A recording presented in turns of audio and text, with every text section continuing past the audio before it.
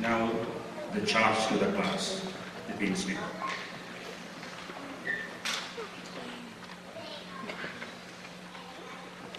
Are now the initiates. You're on your route and towards the pathway of becoming a pharmacist. What a proud moment for you and your family. You'll be taking your first steps towards becoming a pharmacist, proud profession, part of the core medical team of doctors, nurses, allied health, and others. Our role and core responsibilities for medications and the proper use and management of these. It's a lot of work to do. You're starting down this pathway. You're not there now. You're just taking your first steps.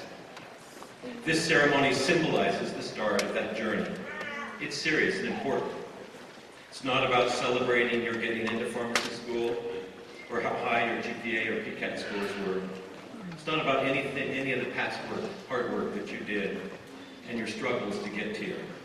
It's now about your transformation, rebirth, if you will, as a pharmacist professional. As Dean, I have a charge for you. I'm going to ask you, just for the students, sit down here as you're sitting. Sit and reach over, look at the person next to you, and put your hand on their shoulder. Just one person. Just look at them, put their hand on their arm or their shoulder, and just look at them. It's a little strange. It feels funny. You may be feeling a little funny. Okay, now you can stop. I'm sorry. No creepy stuff. I think in the future, it's not there now. Now it's a little strange. Now it's odd and not ordinary. But in the future, you'll be reaching out as the hand of the healer, the hand of the medical professional, the person who is really helping to relieve the suffering and the pain and the problems that people will come to you with, seeking drugs and drug management. And it's a very proud profession to be able to help with that and move people forward. You're going to be empowered as the pharmacist for the medications and counseling, which would be responsible, for which you're responsible and which this society has entrusted you. Pharmacists are well recognized as some of the most trusted and available members of the healthcare team.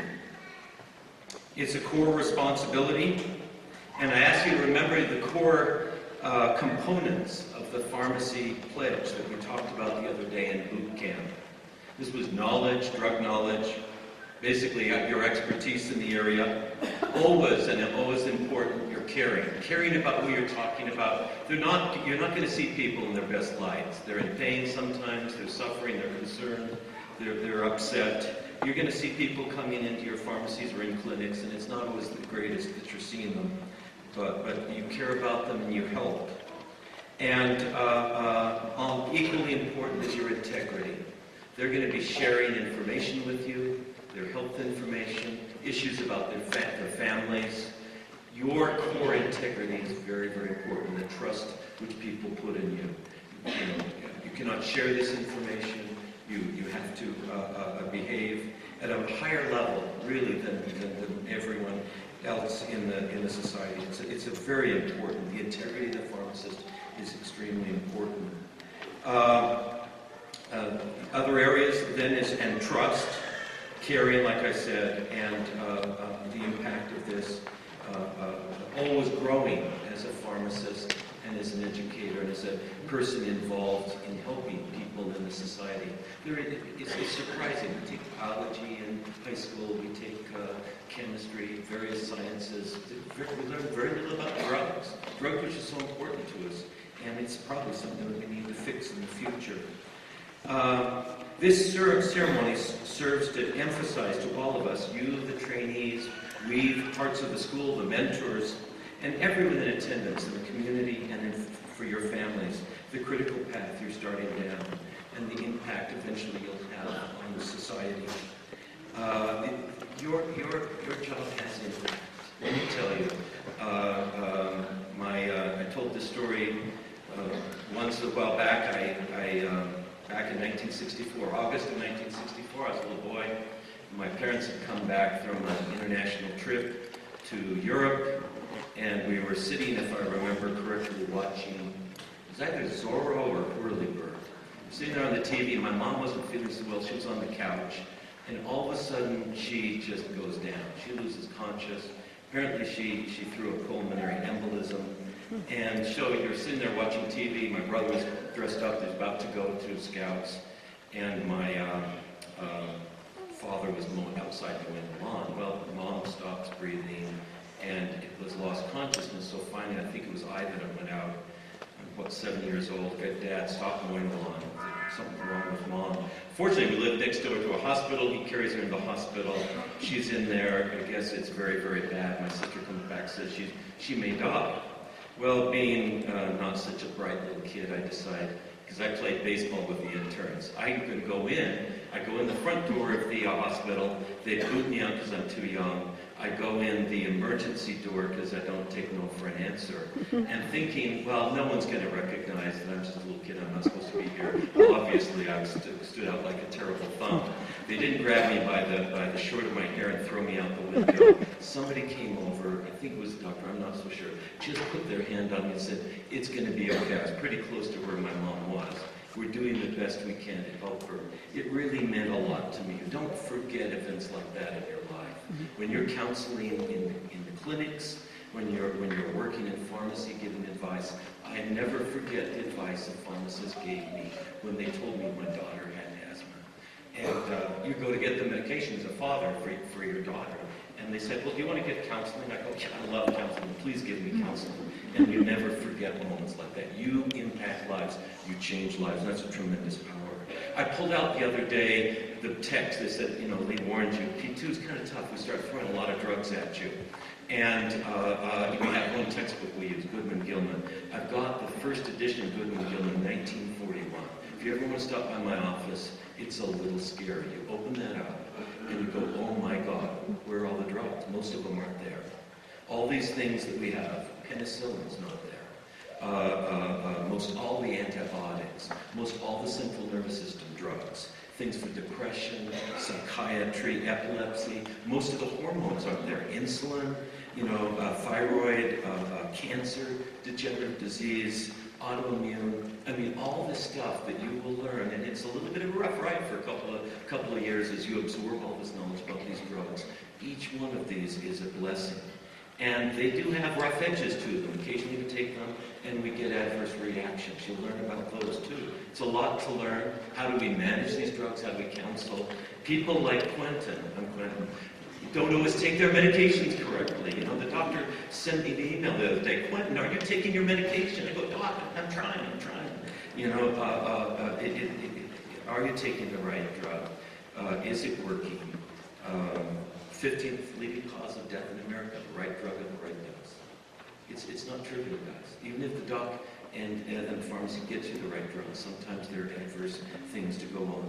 My daughter, my favorite vacation, Lubbock, Texas, August. I was going to someplace in New Mexico. We stopped and had a brief visit with my daughter. She was having 2 adverse drug reactions at once. Got to the pharmacy, got it fixed.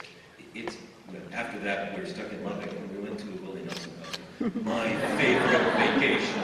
I helped my daughter. Actually, it wasn't me. I was writing the paper. It was my wife. My wife, she was at her greatest. She didn't take no for an answer. They first didn't want to talk to her, and then she got there and got help. So this is really important. Drug management is changing. It's growing. It's important. It's about counseling, caring, integrity, and your continued growth. You're going to be part of a profession. I mean, you take the word, wait, what does this mean? What does this mean? Well, in college, what does it come? It comes from the Latin word collegium, ultimately colleague. We are here as a body of colleagues. University comes from the Latin universis, one from many. How about doctor? You want to be a doctor of pharmacy. What is doctor? Doctor, the core root is teacher. You're going to be leading the people that you help. You're going to be transferring that information and guiding them. You are ultimately a teacher as well as a administrator of good care. Ultimately, integrity, honesty, like I said, truthfulness. I want you to have the integrity of an oak tree. strong to the core. It's really important how you behave, what you do, the trust people put in you. I don't want to read about you in the newspaper. It's hard when I see you in my office, because if you're seeing the dean, it's either very, very good or very, very bad. It's minimized. We're not perfect. Humans are, I hope I don't see you for problems related to integrity. If you don't understand their importance, they're at the core of the profession. And if you're out there dealing with people, if there's any question in your mind, it's really, really, really important. Your road's not going to be easy through pharmacy school. We push you. We push you because it makes you stronger. And there's a lot to learn, and there's a great, great need. And sometimes we're going to push you to your limit. You may despair. Occasionally you may howl. But the goal is not any suffering. The goal is there's a lot to learn and a lot to grasp onto. And our role is to help you every step of the way. Don't hesitate to reach out to us. Don't hesitate to seek help from your teacher. Very often I see an underutilization of the faculty. Don't wait till the house is burning down to go ask someone for a glass of water or a pail of water. As soon as the problems start, you get to our door. We can usually get you through it. I can't guarantee all of you that you will graduate. But if you follow the principles, work hard, there's a very, very strong chance that you will get through and you will be intact. Do not sell your soul. Transform yourself so that you will become what we really want to you to become. Look at the person. When you look at that person next to you, that is very important. We're a group. You're joining a profession, and as was said earlier, you are the future, and you are going to be carrying it forward. Your brothers and sisters, help the person next to you. Help the person that's going through this process with you. Be part of a team. Be part of a group. This is the group of the pharmacy profession. Remember, that funny symbol, I don't know if most people know about it, on the dime, the back of a dime, it's a funny looking symbol. I would guess that 90% of the people in the audience here couldn't tell me what it is. I didn't know. It's the fasces. It's the Roman fasces from the magistrate. A bunch of sticks tied together with rope. You take an individual stick, you can easily break it. You take a bunch of sticks together, you may be able, I can't break it. It's strong. It's your strength through unity. I ask you, this is on the symbol of the United States Senate. It is on the mace of the U.S. House of Representatives. It is on the ends of the chairs of Lincoln at the Lincoln Memorial. Strength through unity. I ask you to take care of each other. If someone's struggling, you reach out to them, help them. By teaching them, you will become smarter, and they will get through the program better. And there's going to be times where you'll need help too. So when it ultimately comes down to it, this is my charge to you. We just gave you a piece of paper, the Pharmacist Code of Ethics. In just a moment, you're going to take the pharmacist oath. I want these to be burned into you, to become a living part of your life, for you to embody these oaths. These aren't oaths that you just take once and go on. You are entering a profession, and what these oaths say about you are ultimately everything about what you're becoming involved with. I want you to know the precepts and maintain them throughout your life, and to rise up and shoulder the responsibility. Because people like me are getting old. You are the future. You are going to be the future of our pharmacy. We need caring people that can counsel, improve our treatment. Treatments aren't perfect in this country. Improve the therapy and get the word out to people. Help them get through their lives with integrity. So I say, seize the day. Go forward. Bless you. The journey begins. Thank you.